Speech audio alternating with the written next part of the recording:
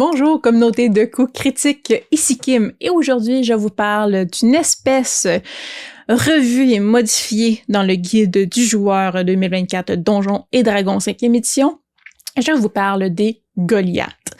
Donc les Goliaths, premièrement, sont apparus la première fois en 2004 dans l'univers de Donjons et Dragons dans le supplément race de pierre de la 3.5, l'édition 3.5, et le Goliath, tranquillement pas vite, va prendre ses lettres de noblesse et va devenir une race jouable dans Donjons et Dragons 5e édition, apparaissant d'abord dans le compagnon du joueur Elemental Evil de 2015, avant de faire son apparition vraiment plus officielle, plus commune dans le guide des monstres de Volo en 2016. Et à nouveau dans Mordenkainen, oui, Present Monster of the Multiverse en 2022, puis là 2 ans. Donc, la popularité du Goliath a fait qu'augmenter depuis son apparition. Et il faut pas nier non plus l'influence qu'a pu avoir le Grog Strangja dans Critical Role, pour ceux qui suivent la série. Personnellement, un de mes personnages, sans aucun lien avec Grog Strangja de Critical Role, mais un de mes récents personnages d'une campagne maison était une Goliath barbare et j'ai eu vraiment un réel plaisir à jouer cette espèce-là avec toutes les petites particularités qui viennent avec. Donc c'est pas surprenant, du moins ça ne me surprend pas, que le Goliath ait fait irruption, on pourrait dire, dans les pages du manuel du joueur 2024, qui soit présent comme une des nombreuses espèces de D&D qu'on peut jouer à côté des vieilles espèces auxquelles on est aussi habitué, l'humain, l'elfe, le nain, le alphelin. Là. Donc, d'après moi, le Goliath a tout à fait, oui, sa place à côté de ces grands classiques-là. Donc, on s'entend que le manuel du joueur 2024 apporte quand même des changements relativement importants au Goliath dans les différents traits qui peuvent s'appliquer. En apparence, on s'entend, les Goliaths vont dominer la plupart des gens, toute espèce confondue, et sont de lointains descendants des géants. Ils bénéficient de la faveur de leurs ancêtres lointains, qui va se manifester à travers différents avantages surnaturels. Et là apparaissent justement les modifications par rapport au Goliath, l'édition précédente du Goliath.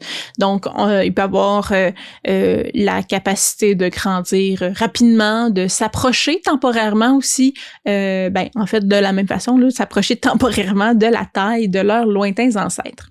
Donc, les Goliaths ont des caractéristiques physiques qui rappellent celles des géants de leur lignée familiale. Donc, ces traits-là vont changer selon la lignée que vous choisissez pour votre Goliath. Par exemple, certains Goliaths vont ressembler à des géants de pierre, d'autres vont ressembler davantage à des géants de feu. Quels que soient les géants que vous allez considérer comme étant vos ancêtres, vos lointains parents, les Goliaths ont quand même, on s'entend tracé leur chemin dans le multivers qui est Donjons et Dragons, et ont pas tendance à avoir ou à être encombrés, on pourrait dire, peut-être des fois des conflits intestins qui peuvent affecter ou qui affectent les différentes classes de géants depuis des siècles.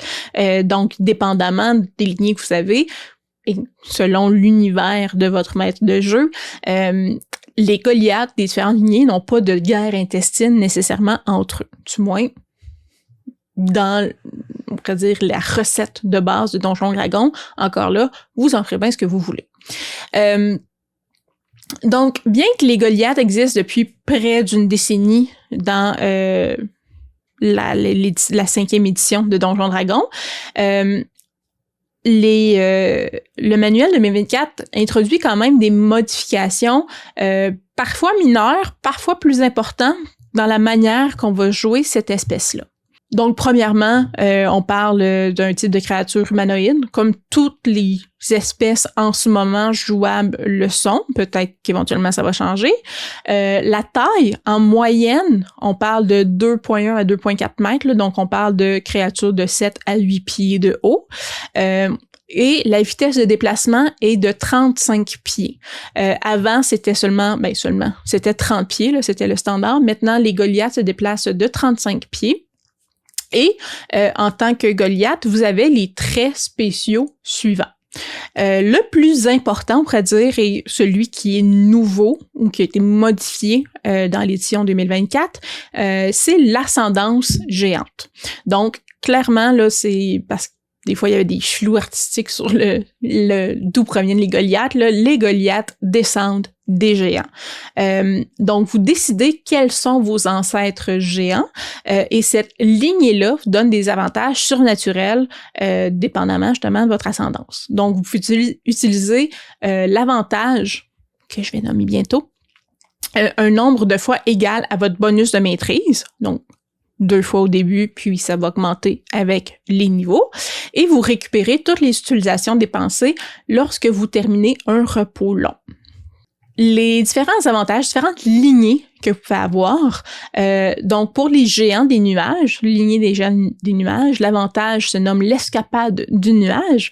Donc, en tant qu'action bonus, vous pouvez vous téléporter magiquement jusqu'à 9 mètres, donc 30 pieds, dans un espace inoccupé que vous pouvez voir, ce qui est vraiment très cool, je trouve, dans un combat. Vous êtes un barbare Goliath, vous donnez première action de combat, vous frappez quelqu'un, vous le tuez, vous vous téléportez à 30 pieds à côté d'un autre ennemi, vous faites votre deuxième attaque. Donc, en termes d'économie de mouvement, je trouve ça génial. Donc, c'est vraiment une téléportation... Parenthèse. J'ai joué un Sword Mage dans la 4e édition où justement la téléportation faisait partie des pouvoirs qu'on pouvait avoir. C'est vraiment le fun. Donc, escapade du nuage, donc de la lignée des géants des nuages, vraiment très chouette. Si vous prenez la lignée du géant de feu, donc c'est la brûlure du feu, lorsque vous touchez une cible avec un jet d'attaque, vous lui infligez des dégâts. Vous pouvez aussi infliger un des 10 de dégâts de feu à la cible. Donc, vous le décidez après avoir touché. Donc, c'est pas, vous perdez pas cette habilité-là si, finalement, j'ai pas touché, donc je viens de perdre une de mes 2 utilisations. Après avoir touché, vous pouvez faire un des 10 dégâts supplémentaires de feu. Le descendant du géant du givre là, ressemble un peu dans le fonctionnement, là, donc le froid du givre comme habilité. Lorsque vous touchez une cible avec un jet d'attaque, vous lui infligez des dégâts et que vous lui infligez des dégâts. Vous pouvez également infliger un des 6, donc un -D de dégâts de froid à la cible. Et aussi, donc, vous réduisez sa vitesse de 3 mètres, donc de 10 pieds au début de votre prochain tour. Donc, un peu moins de dégâts, mais un ralentissement du personnage, là, il fige sur place et il a de la misère à se déplacer. Le géant des collines, donc l'habileté se nomme la chute de la colline. Lorsque vous touchez une créature de taille large ou plus petite avec votre attaque et que vous faites des dégâts, vous pouvez donner à cette cible l'état de prone. Donc, vous pouvez faire chuter la créature. Ce qui est aussi très bon si vous avez plusieurs personnages dans votre groupe d'aventuriers qui attaquent à mêlée, vous venez de donner un avantage à tous ces personnages-là. Vous venez de ralentir la créature parce que elle doit se relever, ce qui prend une partie de son mouvement. Donc, vraiment, multiples facettes, autant des avantages à vos alliés que nuire à la créature en soi. Un autre très bonne habileté, selon moi. On a aussi, pour les géants de pierre, l'endurance de pierre. Et là, c'était en fait l'habileté standard des Goliaths dans les éditions précédentes. Donc, lorsque vous subissez des dégâts, vous pouvez adopter prendre une de vos réactions pour lancer un des 12. Donc, vous ajoutez votre modificateur de constitution au résultat de votre D12 et vous réduisez le nombre total de dégâts au nombre de dégâts, dans le fond, le total que vous avez obtenu. Faites une phrase avec ces mots-là, là, ça veut dire quelque chose. Donc, grosso modo, quand je jouais mon barbare Goliath, parce que c'était l'habilité standard, maintenant c'est au choix, c'est pour les géants de pierre, j'étais en rage, je prenais juste la moitié des dégâts des dommages physiques, arrivent des dégâts de feu ou radiants ou nécrotiques, peu importe, et là, ça me permettait de prendre mon habileté d'endurance de pierre et pour réduire ces dégâts-là qui n'auraient pas été réduits. Donc, ça m'a sauvé la mise, je vous dirais, quelques reprises tout au long de la campagne. Donc, aussi, là, je suis contente qu'elle soit encore là parce que c'est une belle et bonne habileté pour un personnage qui sert le rôle un peu de tank dans votre équipe, là, qui est là pour manger les dégâts. Finalement, le géant de la tempête, donc c'est la lignée, on pourrait dire, du géant de la tempête, l'habileté, c'est tonnerre de tempête. Et lorsque vous subissez des dégâts d'une créature à 18 mètres ou moins de vous, donc à distance, vous pouvez adopter une réaction. Donc, vous pouvez prendre une de vos réactions, en fait, pour infliger à votre tour un D8 de dégâts de tonnerre à cette créature-là. Donc, vous recevez une flèche ou un carreau d'arbalète par la tête, vous vous revirez de bord, vous êtes fâché, vous venez d'avoir mal, donc un éclair descend du ciel et vient faire un D8 de dégâts à la méchante créature qui vient de vous faire mal. Donc, cinématiquement, j'imagine aussi cette habileté-là de manière très... je vois ça de manière très, très sympathique, où ça peut justement créer, dépendamment du roleplay autour de votre temps, mais créer un peu la peur, ou les créatures ont peur de vous attaquer par la suite parce que vous avez carrément l'air d'un dieu. Un autre trait, si on sort des lignées, là, un autre trait disponible au Goliath, c'est la forme large. Donc, à partir du niveau 5 de votre personnage, vous pouvez changer votre taille pour devenir une créature large et non pas juste médium, avec une action bonus. Et vous devez être dans un espace là, suffisamment grand, on s'entend. Donc, cette transformation-là va durer 10 minutes. Donc, une action bonus pendant 10 minutes, vous êtes de format large. Et dans le fond, là, vous pouvez mettre fin n'importe quand avant les 10 minutes. Là, prend même pas d'action requise. Là, juste que vous finissez, vous reprenez votre taille normale, là, pas d'action bonus, pas d'action pour mettre fin à ce trait-là. Donc, pendant la durée que vous êtes de taille large, là, vous avez un avantage sur les tests de force. Votre vitesse augmente de 3 mètres, donc de 10 pieds par mouvement. Puis une fois que vous avez utilisé cette aptitude-là de forme large, vous ne pouvez pas l'utiliser avant d'avoir terminé un long rest, donc un repos long. Finalement, Constitution puissante vous donne un avantage sur tous vos jets de sauvegarde lorsque vous cherchez à mettre fin à la condition grapple, donc agripper. Donc, vous avez tout le temps un avantage là-dessus.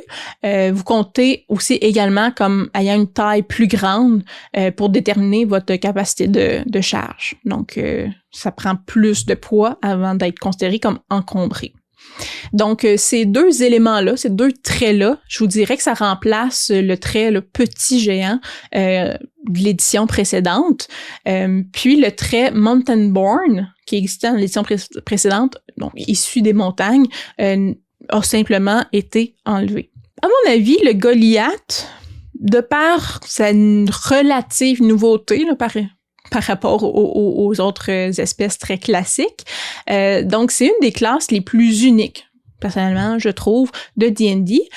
Puis, personnellement, je trouve que c'est une option solide. Quand il vient le temps de parler de création de personnages, là, si vous essayez de vous éloigner des classes, des espèces, plus traditionnelles, c'est une option qui est vraiment intéressante, principalement avec le choix de lignée qui nous est offert ici. Donc, les changements apportés par Wizard of the Coast, pour moi, semblent quand même très pertinents, surtout en lien justement de la lignée de géants, où c'est pas juste les géants de pierre, mais plusieurs types de géants qui peuvent avoir influencé les Goliaths. Donc, ça donne aux joueurs plus de possibilités quand vient le temps d'avoir la création de personnages, des nouvelles capacités aussi. Puis ça a quand même un certain impact là, en termes de quand il y a le temps de parler du gameplay, là, de comment qu'on joue nos personnages, les attaques et autres raisons de pourquoi on peut utiliser ces habilités-là. Là. Donc, ça donne des pas des amalgames, là, mais des amalgames. Donc, tes classes avec les différentes lignées, ça peut être super intéressant de voir comment qu'on peut combiner différentes classes avec différentes lignées. Donc, personnellement, dans les modifications qui ont été faites aux différentes espèces dans le nouveau guide du joueur, là, le guide révisé, je pense, mon humble avis, c'est que c'est le plus bel ajout. C'est le plus bel ajout aux espèces, toutes espèces confondues. Donner la vision dans le noir au Dragonborn est vraiment proche deuxième, là. Il était temps. Mais je trouve que les lignées des Goliaths, c'est vraiment un bel ajout pour les joueurs. J'aime les différentes possibilités que ça donne en jeu. J'aime la tempête d'idées que j'ai dans ma tête de création de personnages avec des Goliaths. Ça me tente de jouer des Goliaths et d'essayer plusieurs combinaisons, essayer plusieurs choses. De combiner les classes martiales avec les maîtrises d'armes potentielles, avec les différentes lignées, voir tout ça, comment ça peut s'arrimer ensemble. On s'entend, je suis pas une min-maxer de nature. Mes statistiques, c'est rarement pas tout le temps dans les meilleurs stats pour une classe donnée, mais ici, on dirait là que je suis en train de faire des casse-têtes dans ma tête de comment tout ça peut s'arrimer ensemble, puis je trouve ça super intéressant. Donc, chose certaine, je vais assurément rejouer un Goliath bientôt. J'ai hâte, j'ai le goût. En commentaire, j'aimerais savoir si vous, est-ce que, le Goliath est une espèce qui vous intéressait déjà? Est-ce que c'est une espèce qui vous intéresse maintenant? Selon vous, c'est quelle la lignée la plus intéressante? Qu'est-ce que vous voyez les possibles possibilités avec les différentes habilités liées aux lignées de géants? Je suis curieuse de vous lire là-dessus, de voir et de m'inspirer de vos commentaires pour des prochains personnages. Donc, voilà. Ça fait le tour du Goliath. Sur ce, si vous voulez que je parle d'autres espèces, vous pouvez les nommer en commentaire, ça me fait plaisir d'y jeter un œil. Si vous voulez d'autres vidéos, un petit pouce en l'air, ça m'encourage. Puis, on se dit à la prochaine fois. Bye!